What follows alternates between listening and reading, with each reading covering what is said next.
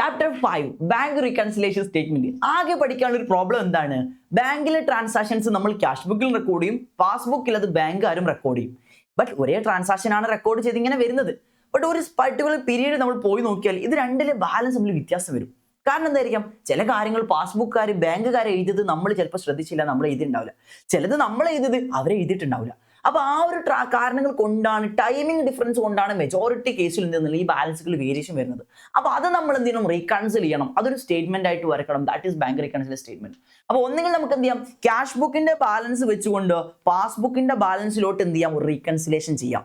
അല്ലെങ്കിൽ പാസ്ബുക്കിന്റെ ബാലൻസ് വെച്ചുകൊണ്ട് ക്യാഷ് ബുക്കിന്റെ ബാലൻസിലോട്ട് എന്ത് ചെയ്യാം? റീകൺസിൽ ചെയ്യാം. റീകൺസിൽ ചെയ്യുക എന്ന് പറഞ്ഞത് നമ്മൾ പാസ്ബുക്കിന്റെ ബാലൻസും ക്യാഷ് ബുക്കായിട്ട് കമ്പയർ ചെയ്യുമ്പോൾ പാസ്ബുക്കിന്റെ ബാലൻസ് കൂടി കിടക്കുകയാണ്, നമ്മൾ എന്ത് ചെയ്യണം? അതിനെ ലെസ് ചെയ്യണം.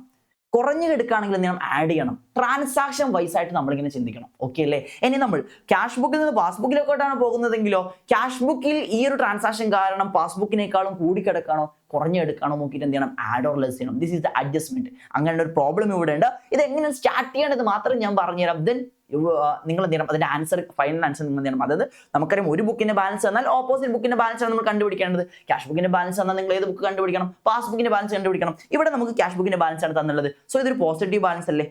നെഗറ്റീവ് ബാലൻസ് ആണ് ഓവർ ഡ്രാഫ്റ്റ് എന്ന് പറയുന്നത്. So negative balance or over draft തന്നാൽ നിങ്ങൾ എന്ത് ചെയ്യണം? ആ എമൗണ്ട് ഇവിടെ നെഗറ്റീവ് കോളത്തിൽ എഴുതണം. പോസിറ്റീവ് ബാലൻസ് അല്ലെ ബൈ ഡിഫോൾട്ട് ഒരു പോസിറ്റീവ് ബാലൻസ് ആണ് നമ്മൾ അസംഷൻ എടുക്കുക. അപ്പോൾ പോസിറ്റീവ് ബാലൻസ് നിങ്ങൾ സ്റ്റാർട്ട് വിത്ത് പോസിറ്റീവ് കോളം, അപ്പോൾ പോസിറ്റീവ് കോളത്തിൽ എഴുതണം. ദെൻ നിങ്ങൾ എന്ത് ചെയ്യണം? ബാക്കിയുള്ള ട്രാൻസാക്ഷൻസ് ആഡ് ഓർ ലെസ് ചെയ്തിട്ട് അഡ്ജസ്റ്റ് ചെയ്യണം. അതെന്താ ചെയ്യേണ്ടത്? ഫസ്റ്റ് ഐറ്റം എന്താണ്? Cheque issued but not present for payment എന്ന് വെച്ചാൽ എന്താണെന്നറിയോ? നമ്മൾ ചെക്ക് ഒരാൾക്ക് കൊടുത്തു, ബട്ട് അയാൾ പേയ്മെന്റിന് ബാങ്കിൽ പോയിട്ടില്ല. അപ്പോൾ ചെക്ക് കൊടുത്തപ്പോൾ ക്യാഷ് ബുക്കിൽ ഡബിൾ കോളം ക്യാഷ് ബുക്കിൽ ബാങ്കിൽ പൈസ കുറഞ്ഞിട്ടുണ്ട്, ബാങ്കിൽ അത് എന്ത് ചെയ്തിട്ടില്ല? കാണിച്ചിട്ടില്ല. ബാങ്കിലെ പൈസ കൂടി കിടക്കാണ്. സോ സിറ്റുവേഷൻ ഇങ്ങനെയാണുള്ളത്. ഒരു ട്രാൻസാക്ഷൻ ഇങ്ങനെ ചെക്ക് ചെയ്യാം. എന്നിട്ട് നമ്മൾ ഏത് വെച്ചിട്ട് സ്റ്റാർട്ട് ചെയ്തത്? ക്യാഷ് ബുക്കാ. ഏതിലേക്കാ പോകേണ്ടത്? പാസ്ബുക്കാ. അപ്പൊ ഈ ക്യാഷ് ബുക്കിന് എന്ത് ചെയ്യണം? ആഡ് ചെയ്യണം. ആ ട്രാൻസാക്ഷൻ ആഡ് ചെയ്യണം. ഇങ്ങനെയാണ് നമ്മൾ പ്രോബ്ലം ചെയ്യാനുള്ളത്. ഇനി സെക്കൻഡ് വണ്ണും കൂടെ നോക്കി നോക്കിയേ. Cheque paid in to bank but not collected എന്ന് വെച്ചാൽ എന്താണ്? നമ്മൾ ബാങ്കിലോട്ട് ചെക്ക് കൊടുത്തിട്ടുണ്ട്, ബട്ട് ആ ചെക്ക് എന്തെങ്കിലും ബാങ്ക് കളക്ട് ചെയ്തിട്ടില്ല. ബട്ട് ബാങ്കിലോട്ട് ചെക്ക് വരുമ്പോഴേ നമ്മൾ എന്തുണ്ടാവും? ബാലൻസ് കൂട്ടി കാണിച്ചിട്ടുണ്ടാവും.